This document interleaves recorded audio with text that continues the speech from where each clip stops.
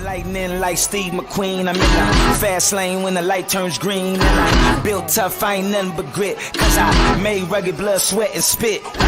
Yeah, like a horse I fly. Better push yourself in for a bumpy ride. I like to play hard, but I work harder. And I weather the storm cause I'm built stronger.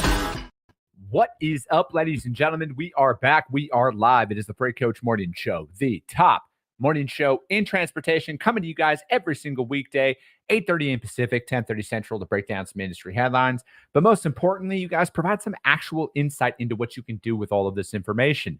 If this is your first time tuning in, welcome. This is the real side of freight, ladies and gentlemen. And I say that before every single show. And what I mean by that is I only speak with transportation professionals, you guys, because at the end of the day, I want to talk to individuals who have done what you're looking to do or who are currently doing what you're trying to achieve. So you can take all of that, apply it, utilize it, and see a meaningful difference in your business and your life. Jamie, SP Freight over on YouTube, good morning to you. Thank you for tuning in. If you guys are listening to this on the audio only replay at some point, I'm trying to get everybody to migrate over to YouTube, you guys, because it's just been confirmed by literally everybody who switched from LinkedIn over to YouTube that the stream quality is exponentially better over on YouTube. So just look for the Freight Coach over there. And if you're over there, you guys hit subscribe. You guys do your boy a solid. Corey Buchan, happy hump day to you as well. But I got a very special guest for you guys here today. We're going to talk about automation, you guys. That's what we're going to talk about. We're going to talk about automating every possible aspect of your business and some other stuff too. But with that being said, I got Mr. Ken Apple on the show today from Project Apollo. So Ken, thank you so much for joining me. Hey, thanks for having me. It's good to be here. I'm looking forward to it. Automation is one of those things that I think gets kind of a stigma out there in the market. And, you know, it's always about I always think of the old South Park episode about they took our jobs. And I don't necessarily buy into all of that because I'm, you know, from that old school mentality where, you know, utilize the phone, but I'm also about automating everything I possibly can inside of my operation to drive efficiencies. And, you know, like we move a lot of stuff out of the port, for example, you know, so it's like we got multiple different parties that are involved in this, trying to keep everybody on the same page, invoicing properly, all of that stuff. There's some stuff that can kind of fall between the cracks. So it's like that's where like automation and stuff comes in because humans make errors and, you know, mistakes happen, but like we need to minimize that stuff. Correct. Yeah. And, you know, I think that some of the implementations of automation we've seen up to this point deserve the stigma.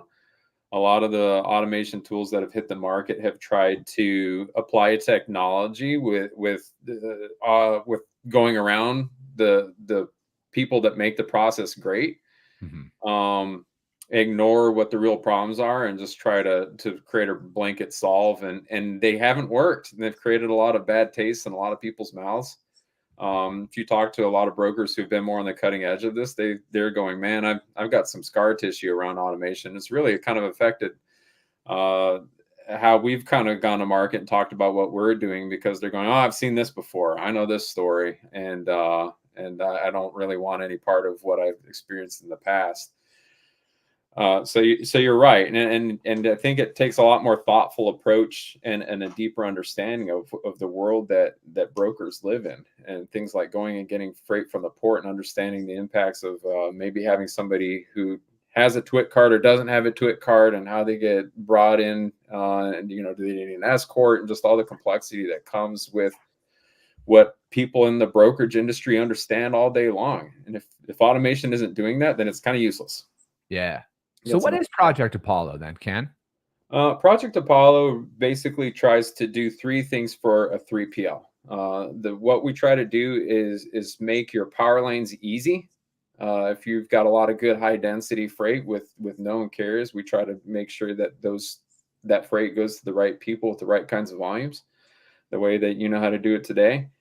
The second one is we also try to take your existing carrier network. If you kind of think about a broker's world, they onboard lots and lots of carriers, and it's just capacity that often isn't fully understood by the broker. They used them in a spot load once, and there's just a lot of potential there for brokers. So the other thing we try to do is to augment those existing carrier profiles so that the broker understands more about the people that are onboarded and within their network. And that creates a lot more power lanes for the broker. And that helps you in the RFP cycles. That helps you cover more freight day in and day out. And then thirdly, we try to create some introductions to carriers where your freight coverage is a little bit weaker. And we think the three things, those three value adds just make a carrier salesperson's life a lot better.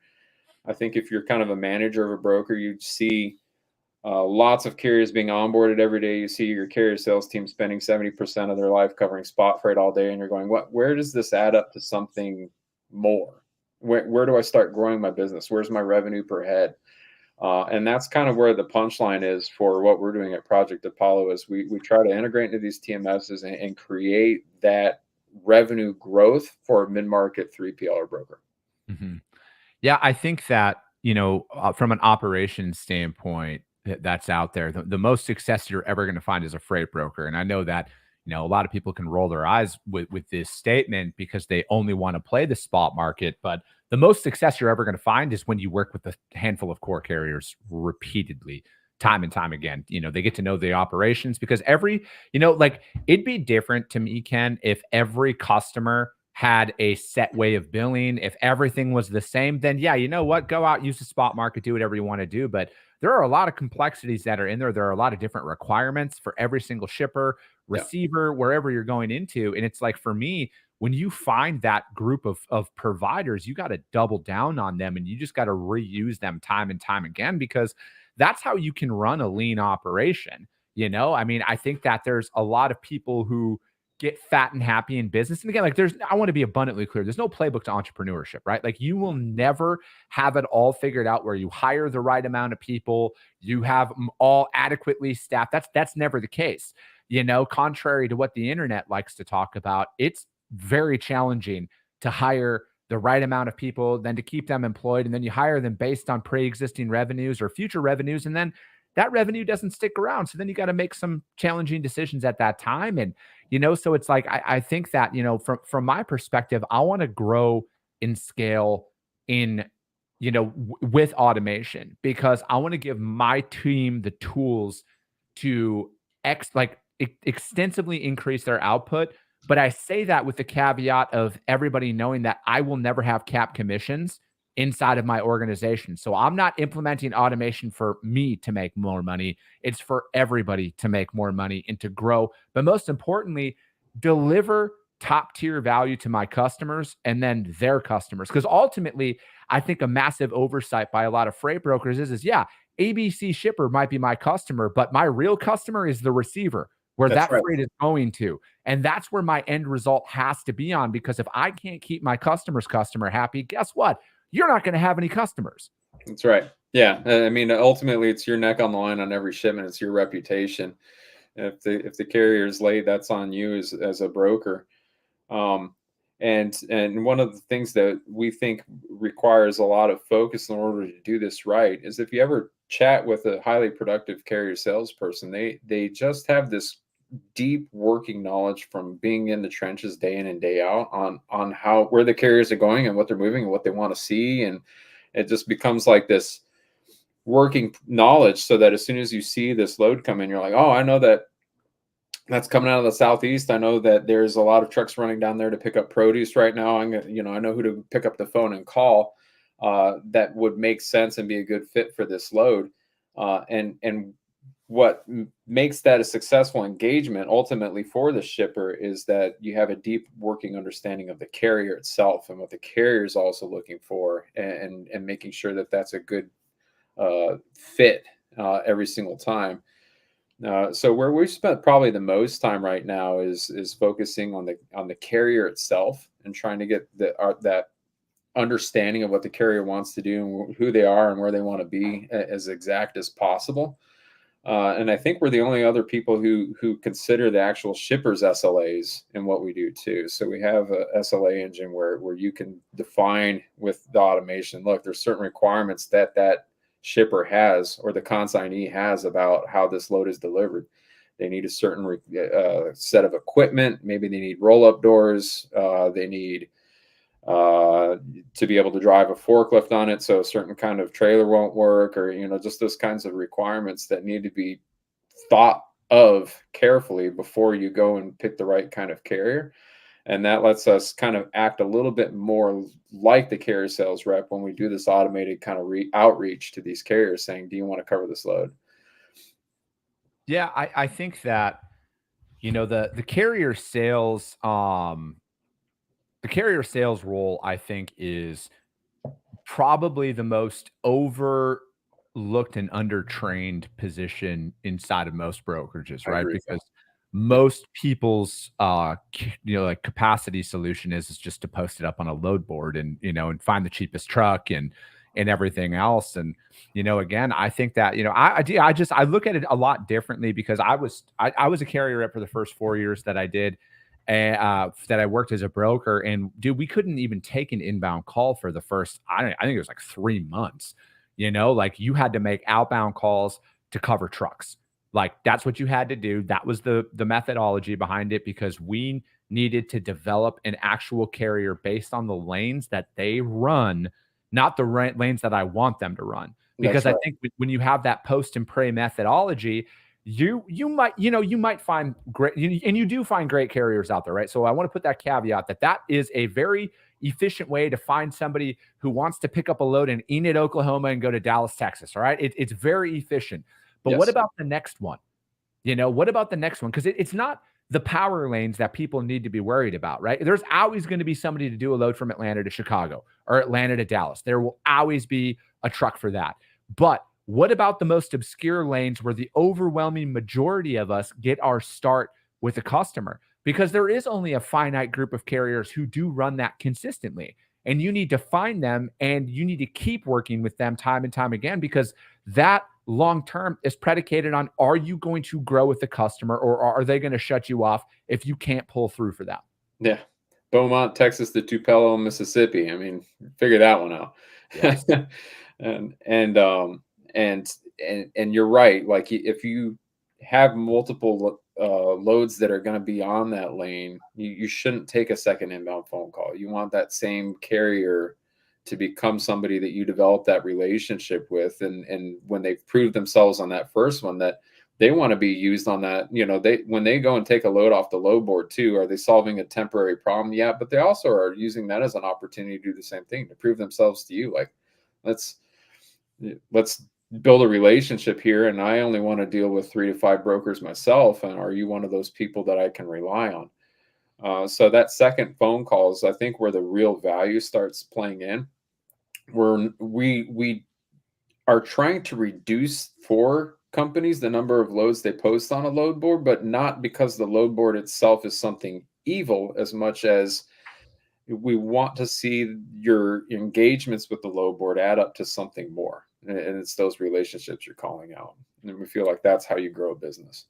So what are when you're out there talking to brokers right now, or your guys' target market, and they're saying, oh, we've heard all of this before, what's the main resistance that it is? Is it they've just been oversold on what people's capabilities currently are, on what they are offering? Or is it like, hey, we've tried that, but we want to just stick with just posting and covering, one-off carriers? Well, I think the attitudes around this actually are changing a lot, especially with the rise of fraud too. Is that a message where you're saying, hey, it's a good way to grow your business by trying to measure posting to load boards less? That's starting to make a lot more sense to people, because there's real value in fraud avoidance and risk mitigation that comes with doing that. So that's kind of increased the traction that I think we're seeing. But I think one of the main resistances is also, if you've ever kind of sat with a brokerage, you realize these carrier salespeople have like 7 screens everywhere, right? And they're like, cool, a new tool. I don't want to have an 8th screen and yet an 8th way of doing something that is, because that would just be an optional thing. It's just more of a distraction to the team than allowing them to actually get focused and drive this the way that we want it to be driven. So while that software seemed, I might believe what you're saying to me, Ken, but if it means another screen, I'm kind of not interested in that.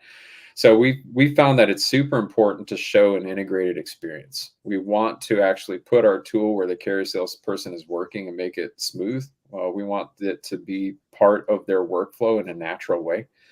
So, I'd like to hear from chat. What kind of TMS is out there or programs out there would you like to see Apollo engaged with too? And see, and we already are engaged with a number of TMSs, but want to see what out there matters, because we don't want to add another screen to the mix. Yeah, I think that there is, from like a workflow.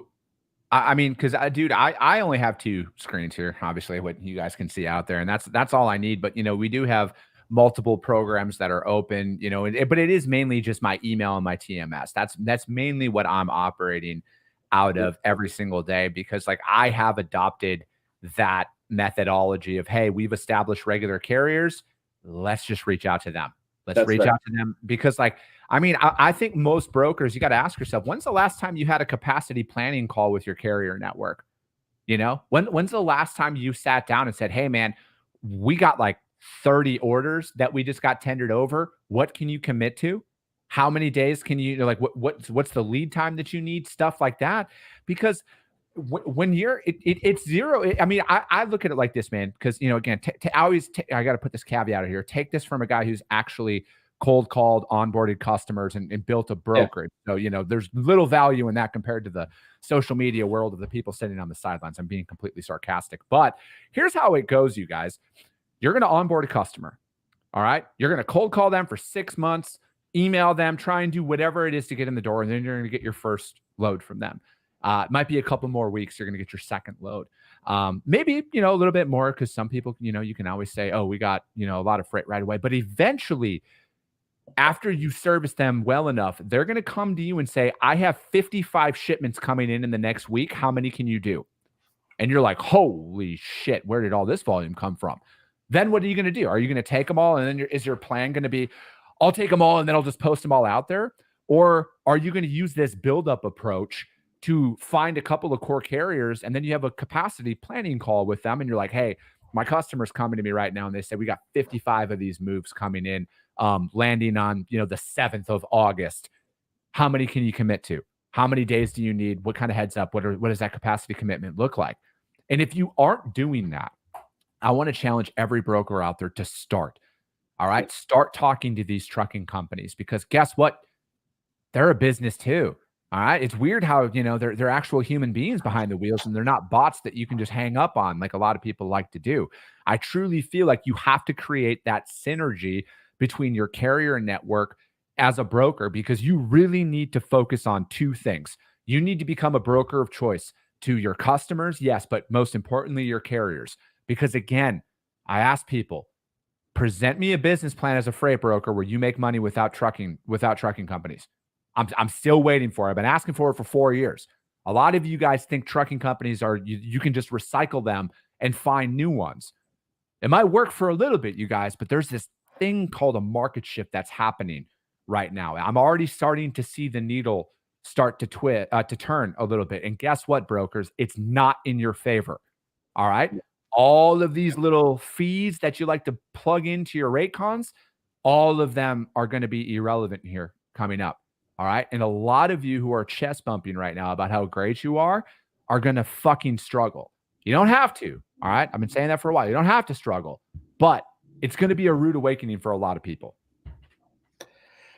The market margins have tightened up. I mean, we all have experienced the glut of 21 and 2020, 21, 22, and we go, wow, that was great. That was definitely a time of feast, and now it's a time of famine in terms of where margins are for brokerages, and when are the good times coming back. And something happened. I think this is what you're also calling out, is there was a shift, a technology shift that created a lot of pricing transparency for the industry. And so can you, as a broker, go back and try to charge those hefty margins that you used to?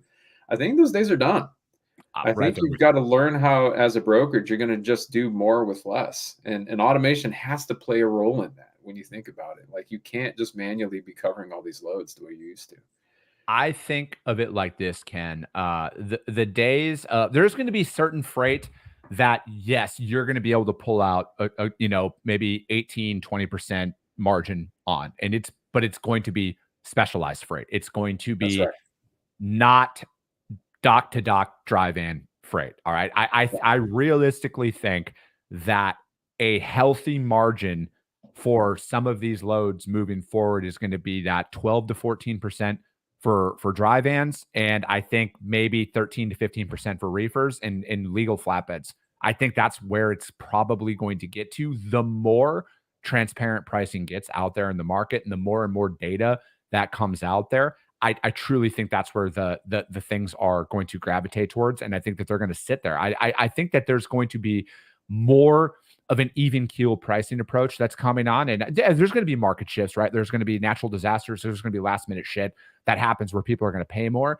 But I think that those days of, sometimes you can pull out some of those big ripper margin loads on legal dry van, standard dry van. I think those days are done. I really do, man.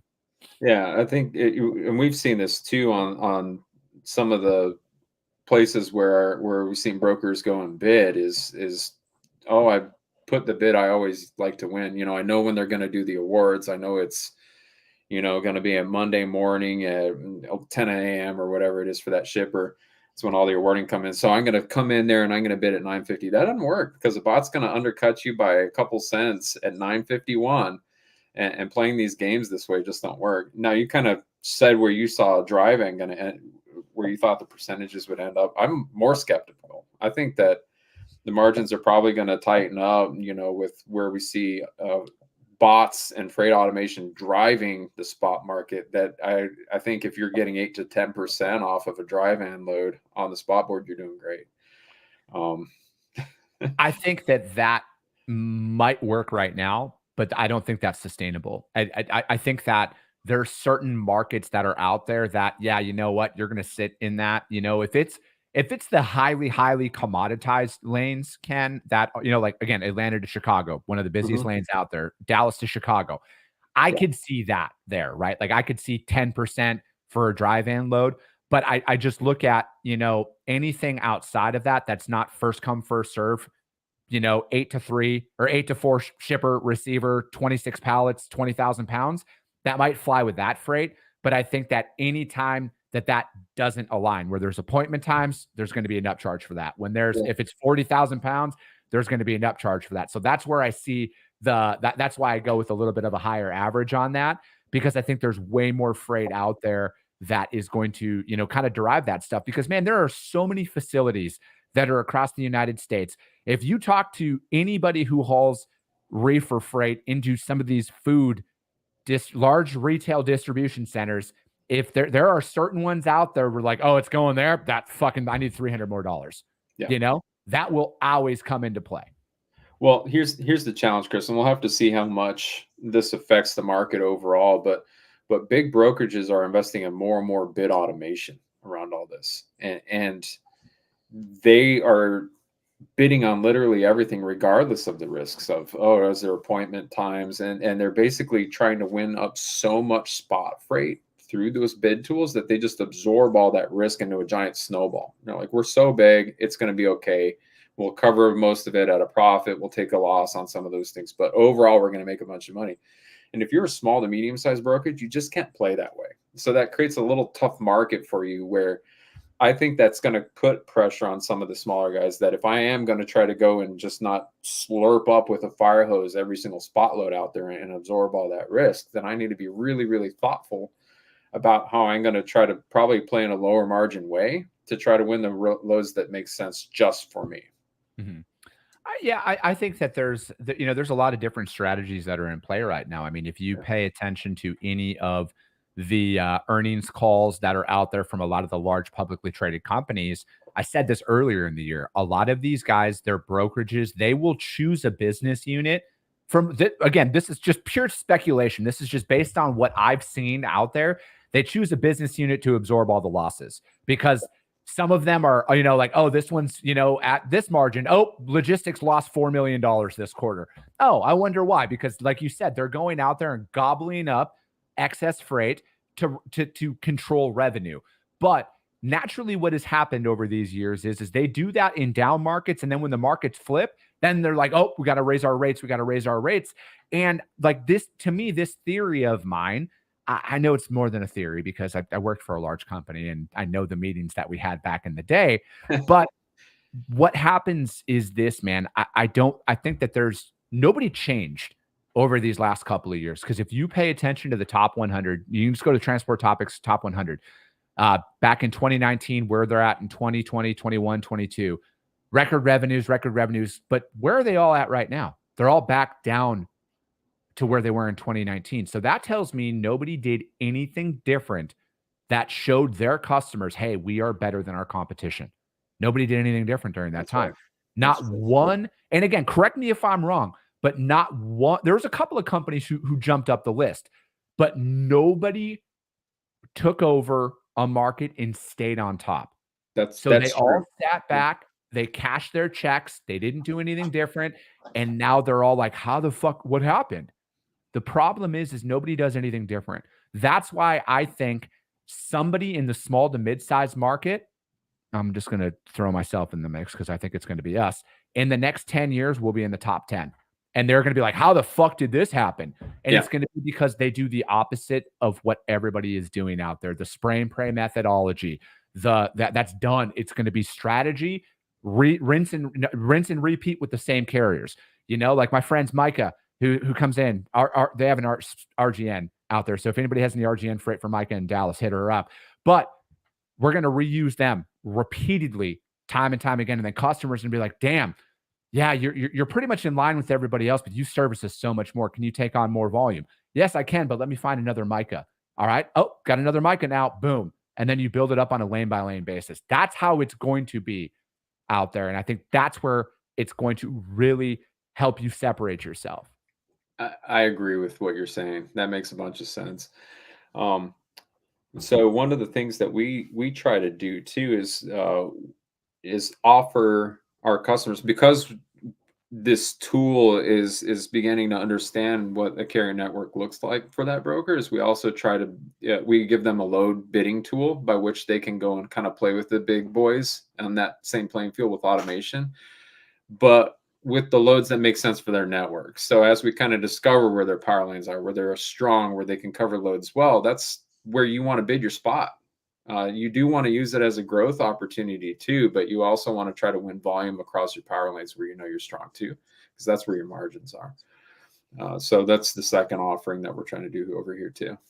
Yeah, no, I think that, you know, again, you need to get your pricing dialed in. You need to be quick. I think that, you know, for anybody out there that's in the small to medium market and, you know, they're like, what do we do? You know, where do we start? I really think a lot of it is focus on your speed to reply. You know, yes. How are you attacking these? Because I know that some people, you know, again, for whatever reason, I'm not here to judge anybody. They take their time on stuff. But like right now, it's speed, because I'm replying to some of my customers within 3 minutes with the price and it's gone. Hey, we already found somebody. So I think it's doing that, but it's also pay attention to averages, you guys. I do not subscribe to the fact that there are massive market shifts that sustain outside of holidays and everything else. Yeah, there might be a bump.